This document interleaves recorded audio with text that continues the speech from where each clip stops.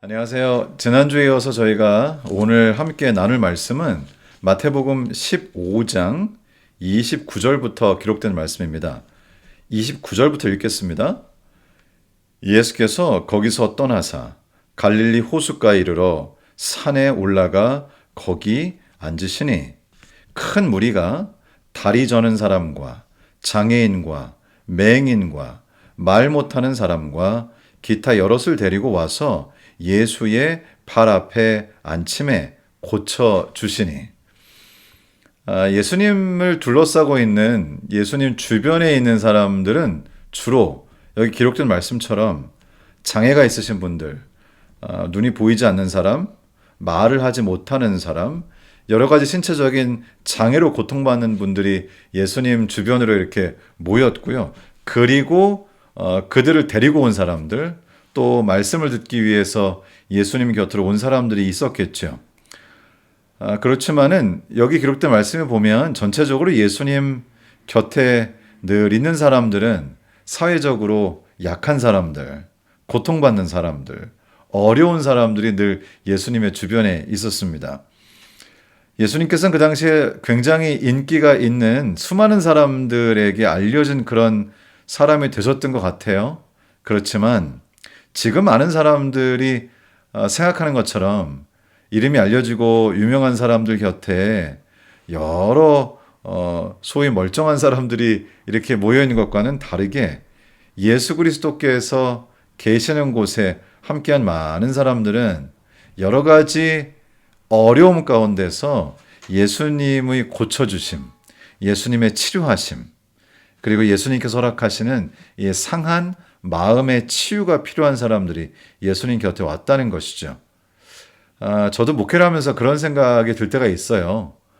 제가 그저 여러 가지 어려움 가운데 있는 분들 곁에서 그저 주님의 말씀을 나누는 것만으로도 많은 분들에게 귀한 축복이 될 수 있다는 생각이 듭니다. 특별히 어제 저녁에 제가 가만히 이렇게 운전을 하면서 집에 오다 보니까 그런 생각이 들더라고요.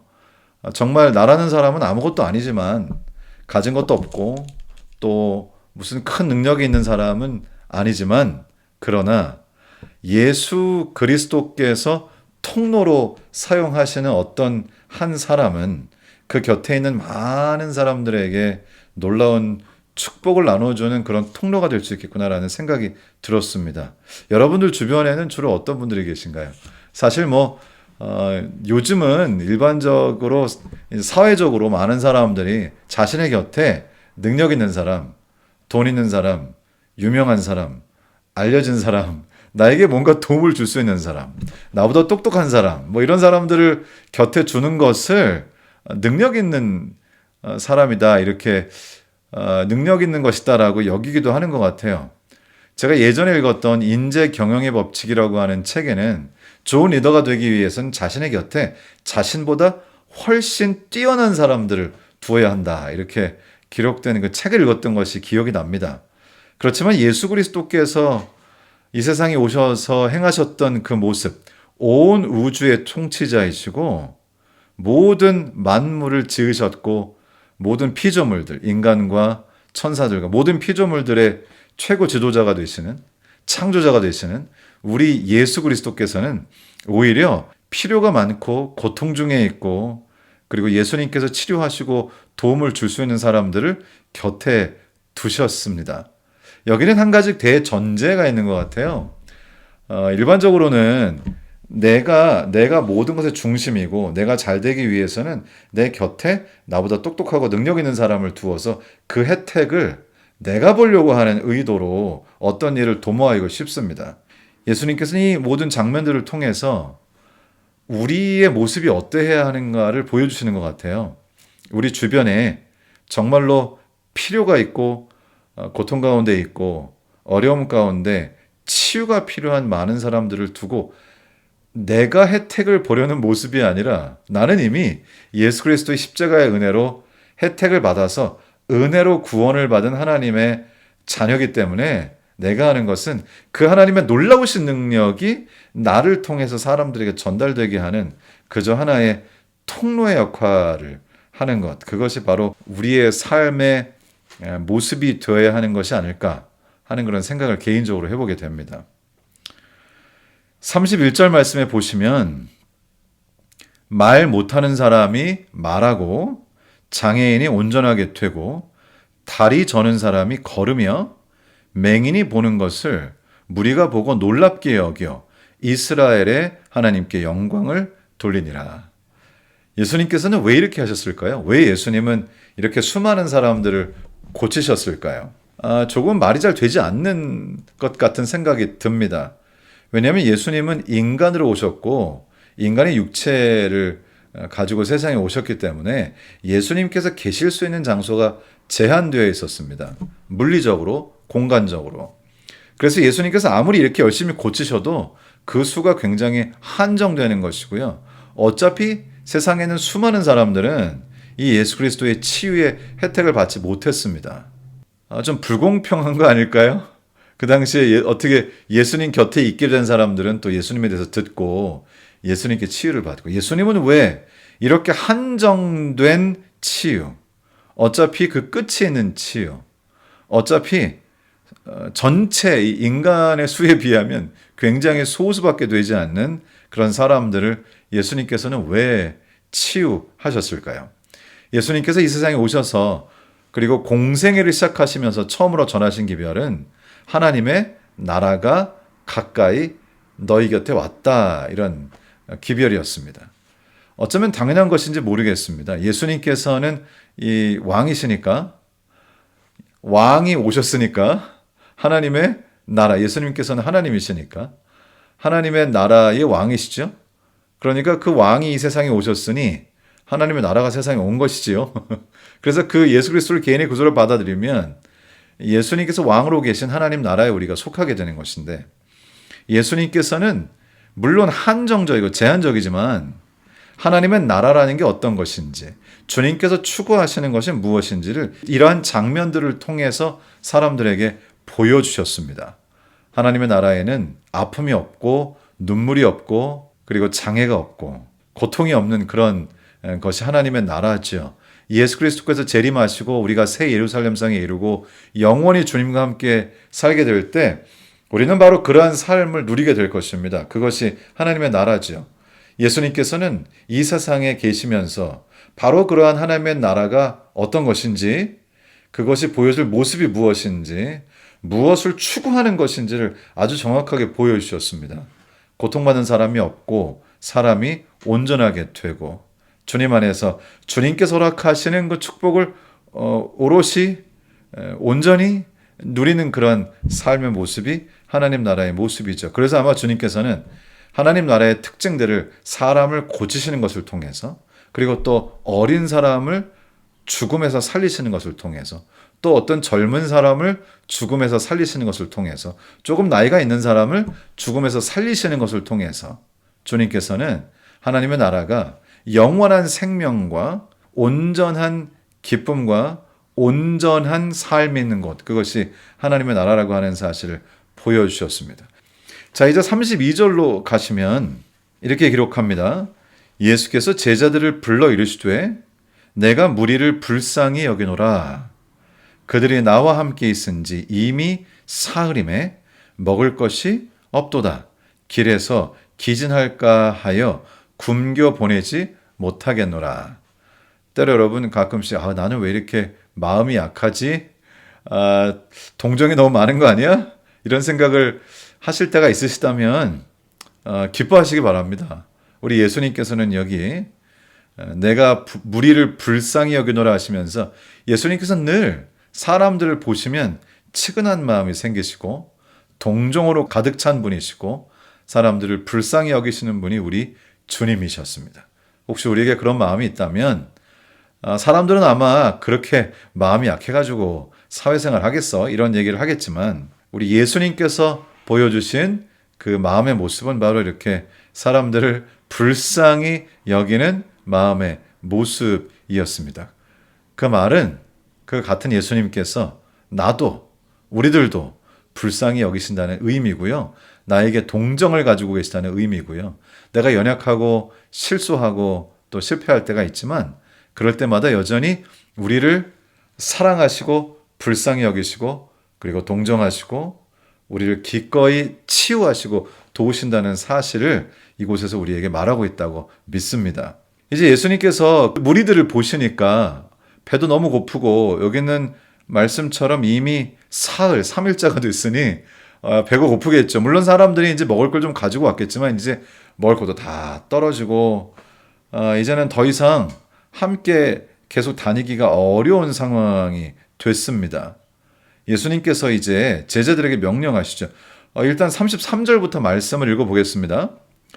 제자들이 이르되 광야에 있어 우리가 어디서 이런 무리가 배부를 만큼 떡을 얻으리까?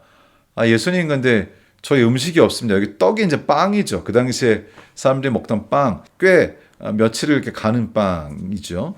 그래서 사람들이 그 빵을 이제 가지고 그리고 이제 말린 생선 뭐 이런 거 가지고 조금 며칠 지나도 상하지 않는 그런 음식들을 들고 다니면서 예수님을 따라다녔습니다. 그런데 이제 그 음식도 다 떨어졌어요. 한 3일쯤 지나니까 가지고 온 음식도 떨어지고 사람들이 이제는 너무나 배가 고픈 것이죠. 예수님께서 이렇게 말씀하십니다. 34절에 예수께서 이르시되 너희에게 떡이 몇 개나 있느냐 빵이 몇 개나 있느냐. 지난번 그 5천 명을 먹이실 때는 제자들이 어디 마을에 가서 좀 사올까요? 이렇게 얘기를 하면서 그러나 이 사람들 다 먹으려면 돈이 굉장히 많이 들 텐데요. 이렇게 얘기를 했는데 여기서는 그런 얘기를 하지 않는 거 보니까 아마도 마을에서부터도 꽤 멀리 떨어져서 어디 가서 음식을 사올 만한 곳이 아니었던 것 같습니다. 이제 예수님께서 물으시죠. 너희에게 떡이 몇 개가 있느냐? 이르되 7개와 작은 생선 2마리가 있나이다. 다 이제 긁어 모아도 떡이 한 7개, 생선은 2마리. 사실 이 정도면은 예수님하고 제자들이 조금씩 이렇게 나눠서 먹으면 끝날 만한 그런 음식입니다. 사실 뭐 제자들이 먹기에도 턱없이 부족한 그런 음식입니다. 근데 예수님께서 이렇게 말씀하시죠. 35절에 예수께서 무리에게 명하사 땅에 앉게 하시고 떡 7개와 그 생선을 가지사 축사하시고 떼어 제자들에게 주시니 제자들이 무리에게 주매 다 배불리 먹고 남은 조각을 7광주리에 차게 거두었으며 5,000명을 먹이실 때는 5,000명을 다 먹이시고 12광주리가 남았죠. 그런데 여기 보니까 여기서는 다 배불리 먹고 남은 조각을 모았더니 7광주리가 됐습니다. 두 이야기가 좀 다릅니다. 5,000명을 먹이실 때는 유대인들이 있던 지역이었고요. 그리고 지금 이곳은 유대인들의 땅이 아니라 이방인들의 땅이었습니다. 이 이방인의 땅에 오셔서 이제 사람들을 먹이시는데 예수님께서는 유대인들이나 이방인들이나 이런 것들을 전혀 개의치 아니하시고 누구나 다 똑같이 주님의 복음을 전하시고 그리고 그들에게 먹을 것을 육적인 필요를 채워주셨습니다. 그런데 여기 조금 뭐 상징적인 부분이 있는 것 같아요. 5,000명 그러니까 유대인들을 먹이셨을 때는 12광주리가 남았습니다. 이 이스라엘 백성들의 12지파가 생각이 났죠.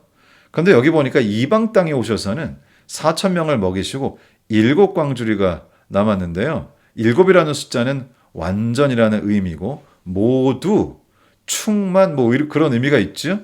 그래서 여기서 예수님께서는 유대인뿐 아니라 완전한 숫자를 통해서 온전히 모든 사람들의 필요를 충족시키시고 인간을 구원하신다고 하는 사실을 주님께서 상징적으로 보여주신 것이 아닌가 하는 좀 개인적인 생각이 있습니다.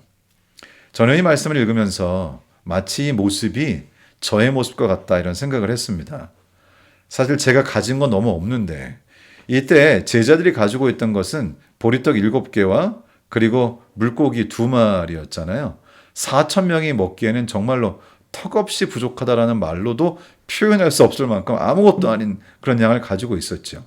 그렇지만 결국 그 작은 양으로 그 수많은 사람들 먹였습니다. 제가 지금 목회하고 있는 곳은 사실 그 비기독교인 인구가 한 3분의 2가 되는 굉장히 특이한 지역입니다. 뭐 미국인들, 백인들, 흑인들 또 그리고 남미 계통분들이 꽤 많이 계시는 곳인데요. 그리고 3분의 1 정도가 19살 이하니까 굉장히 젊은 곳인데 제 마음속에 그런 생각이 듭니다. 제가 정말 마치 예수님께서 제자들과 함께 계실 때 이 4천 명에 둘러싸여 계셨던 것처럼 마치 도시가 저를 둘러싸고 있는 것 같은 그런 생각이 들 때가 있습니다. 제가 가진 것은 정말 물고기 2마리, 떡 7개. 정말로 제가 가진 건 없거든요. 성경에서는 예수 그리스도께서 생명의 떡이라고 그렇게 말씀을 하고 있죠. 이 떡은 마치 예수 그리스도의 떡, 생명의 떡, 주님의 말씀을 상징하는 것처럼 보이고요. 물고기 2마리인데 이 물고기라는 말이 헬란 말로 익투스라고 하잖아요. 그런데 그 익투스라는 말 알파벳 하나하나를 이렇게 해서 말하자면 줄임말을 만들어 가지고 예수 그리스도 우리의 구주라고 하는 그런 의미의 그 익투스 생선을 이렇게 초대 그 그리스도인들이 그려가지고 그 생선이 바로 우리의 구세주이신 예수 그리스도를 상징하는 그런 표시가 됐습니다. 제가 이 말씀을 읽으면서 그 표시가 생각이 났고요. 굉장히 상징적으로 의미가 있다는 생각이 들었습니다. 마치 제가 이렇게 보리떡 떡 7개, 생명의 떡, 우리 예수 그리스도 제가 그분의 말씀을 들고 있지만 저의 깨달음이 부족하고 그것을 나누는 능력이 내가 참 부족한데 마치 보리떡 7개, 여기 보리떡이라고 나오진 않았네. 떡이네요. 떡 7개밖에 안 되는 것처럼 제가 지금 심리적으로 그렇게 느낍니다. 물고기 2마리, 물고기 예수 그리스도 혹은 예수 그리스도를 따르는 그 사람들, 그 정신을 말하는데요. 제가 예수 그리스도를 따르지만은 제가 가지고 있는 예수 그리스도를 따르는 정신의 힘이 마치 물고기 2마리 정도밖에 안 되는 것 같아요. 이 떡 7개와 물고기 2마리로 4천 명을 먹여야 되는 난감한 상황이 지금 펼쳐진 것이죠. 저의 삶에서도 이 제가 가지고 있는 떡 7개와 같은 이 생명의 말씀과 또 제가 가지고 있는 예수 그리스도를 따르는 사람의 정신, 생선 2마리 같은 이 연약한 정신을 가지고 이 도시에 있는 2만 명이 넘는 이 수많은 사람들에게 이 복음을 전해야 하는 정말로 지금 기진해서 영적으로 완전히 기아에 허덕이는 그런 사람들을 먹여야 하는 그러한 사명이 나에게 있다 그런 생각이 들면서 이 말씀을 읽을 때 이것이 굉장히 저의 얘기처럼 들렸습니다. 그래서 여러분은 어떻게 들으시나요? 여러분도 아마 그런 비슷한 생각이 드실 수 있습니다. 떡 7개, 물고기 2마리. 내가 가진 건 조금밖에 없는데 돌아보면 정말로 예수 그리스도가 필요하고 생명이 필요하고 영적으로 굶어 죽어가고 있고 죽어가는 사람들이 많다는 것을 그냥 길거리를 다니면서도 느끼실 거예요. 그런데 정말 내가 가진 건 너무 없고 저도 그런 마음, 그런 생각을 가지고 있습니다. 그런데 여기 예수님께서 어떻게 하시냐면 36절에 떡 7개와 그 생선을 가지사 축사하시고 떼어 제자들에게 주시니 제자들이 무리에게 주매. 이 제자들의 손에 가지고 있는 떡의 조각들은 굉장히 몇 개 안 되는 조각이었습니다. 예수님께로부터 떡 조각을 받습니다. 예수님이 떡을 떼서 주면 받습니다. 조금밖에 되지 않은 작은 떡 조각을 가지고 사람에게 나눠주죠. 그러고 난 다음에 또다시 예수님께서 띄워주면 그 작은 떡 조각 가지고 또 이렇게 나눠주죠. 제자들이 했던 일이 그렇게 굉장한 일은 아니네요. 제자들이 했던 일은 그저 자신이 지금 받은 거, 그걸 그냥 나누는 것입니다. 증인이 된다는 게 뭘까요? 증인이 된다고 하는 것은 내가 보고 내가 들은 것을 얘기해 주는 것이죠. 내가 지금 듣고 보는 거, 내가 지금 이렇게 받은 거, 그냥 나누어 주는 것이 영적인 증인의 사명이 아닌가 싶습니다. 오늘도 사실 제가 이 말씀을 나누고 있지만 제가 말씀을 읽다가 그저 받은 바 은혜를 나누는 것이죠. 주님께서 제 마음속에 성령을 통해서 주신 그 영적인 양식을 그냥 제가 받은 대로 그냥 여러분들께 또 이렇게 나눠드리는 그런 상황입니다. 그러니까 사실은 너무 일을 어렵게 생각할 필요가 없겠구나라는 생각이 들었습니다. 물론 저는 목사라고 하는 사명을 받은 사람이지만 그럼에도 불구하고 그저 내가 받은 영적인 양식 생명의 떡을 또 예수 그리스도 익투스 이 생선을 그저 사람들에게 받은 대로 나눠주면 되는 거구나. 이게 별거 없다. 다행히도 내가 하는 일이 그렇게 큰 부담이 되는 건 아니구나. 그저 받은 바 은혜를 나눠주면 그분들이 그걸 먹고 생명을 얻는 것이군요. 생명은 나에게서 나오는 것이 아니라 예수 그리스도께로부터, 그리고 생명의 떡은 내가 그저 받아서 이렇게 나눠주는 것이죠. 그렇게 했더니 여기 37절에 이렇게 됐다고 합니다. 다 배불리 먹고 남은 조각을 7광주리에 차게 거두었으며. 제가 한 건 별로 없는 것 같은데 나는 그저 받은 것도 주고 받은 것도 주고, 그게 이제 우리 매일의 삶이죠. 주님께로부터 은혜를 받고 생명의 양식을 받은 다음에 그것을 누군가에게 또 한번 얘기하고 나누고 이 감동받은 이 감사한 마음을 사람들에게 전하고 그 예수 그리스도에 관해서 이야기하는 그런 일을 그저 하는 것이죠. 그러다 보면 어느새 내 주변에 있던 그 수많은 사람들이 배불리 먹고 그리고 남기까지 하고 7광주리, 그러니까 온전, 완전을 상징하는 숫자로 마무리가 되는 것이죠. 내가 하는 일은 참 아무것도 아닌데 그럼에도 불구하고 온전한 결과가 나온다고 하는 것을 저희에게 말씀하시는 것 같습니다. 그래서 제가 다시 한번 결심을 합니다. 그렇구나, 그죠? 내가 말씀을 읽고 주님께서 나에게 귀한 은혜, 생명의 양식을 나눠주시니 그걸 또 사람들에게 나누고 나의 삶에서 내가 보고 듣고 하는 영적인 경험들을 사람들과 나누는 것이구나, 이런 생각을 하게 되면서 굉장히 마음이 편안해졌습니다. 우리 모두가 다 할 수 있는 일이죠. 여러분이 오늘 또 저에게 이 말씀을 이렇게 받으셨으니 또 누군가에게 이 말씀을 또 전하시면 될 것 같아요. 우리 예수 그리스도께서 우리를 향해 가지고 계시는 사랑과 동정과 우리의 필요를 충족시키시는 영적인 양식, 우리를 배부르게 하시는 그 주님의 은혜를 이 말씀들을 통해서 나누시면 되겠다 하는 생각이 듭니다. 38절에 말합니다. 먹은 자는 여자와 어린이 외에 4,000명이었더라. 그러니까 4,000명 이상이었다는 얘기네요. 정말로 많은 사람들이, 이 12 제자들이 그저 예수님께 받아서 이렇게 나눠주는 것으로 모두 다 배부르게 됐다는 것입니다. 여러분, 오늘 하루의 삶을 어떻게 꾸리실 예정이신가요? 여러분이 또 이렇게 말씀을 통해 제가 드리는 말씀, 또 여러분이 성경을 읽으시면서 깨닫는 말씀, 기도를 통해서 주님께서 직접적으로 주시는 영감, 이런 것이 있으실 텐데, 또 여러분의 삶을 통해서 깨닫는 경험을 통해서 얻게 되는 귀한 생명의 말씀이 있으실 것입니다. 이제 그 받은 바 양식을 사람들에게 나누어 주어서 때때로 정말 사는 게 낙이 없다, 삶에 희망이 없다, 이렇게 살다가 그냥 죽어야지, 어쩌면 이 세상에서는 가까이 하기를 원하지 않는 상태에 있는 사람들에게 우리가 무엇을 할 것인가, 우리 예수님께서 하신 것처럼 사람들에게 나누어 주는 것이 우리가 할 일일 것 같고요. 그래서 우리도 여기 아까 30절에 저희가 읽었던 말씀처럼 저른 사람과 장애인과 맹인과 말 못하는 사람과 기타 여럿을 데리고 와서 예수의 발 앞에 앉히심에 고쳐주시니, 우리에겐 이런 능력이 없는데요.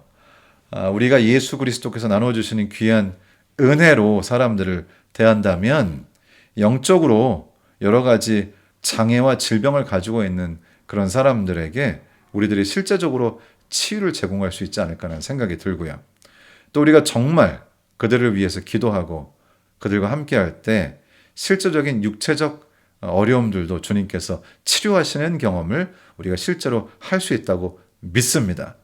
요즘에 제가 그런 경험을 계속 하고 있습니다. 하나님의 은혜로 자폐 증세라든지 장애 증세가 있는 분들이 함께 말씀을 나누고 기도하고 성령 하나님의 임재하심을 같이 경험하게 될 때에 그렇게 여러 사실은 치료가 좀 어렵다, 거의 불가능하다, 혹은 정말 불가능하다라고 하는 그러한 그 증세를 가지고 있는 분들의 삶에 실제적인 변화가 일어나는 것을 제가 제 눈으로 목격하고 있습니다. 실제로 자폐적인 증세라든지 또 여러 가지 지적인 장애들 이런 것을 가지고 좀 어렵게 사시는 분들이 함께 말씀을 공부하고 성령의 능력을 경험하는 것을 통해서 점점 똑똑해지고 그들이 가지고 있던 여러 가지 증상들이 없어지는 것을 제가 지금 제 눈으로 보고 있습니다. 놀라운 일이죠. 우리 하나님께서 역사하시면 약속하신 대로 말씀하신 대로 보여주신 대로 사람의 삶에 변화를 주십니다. 여러분의 삶에도 혹시 변화가 필요하시다면 우리 주님께서 여러분의 삶 속에 변화를 주실 수 있다고 믿습니다. 그것이 우리 주님께서 하시는 일이시고요.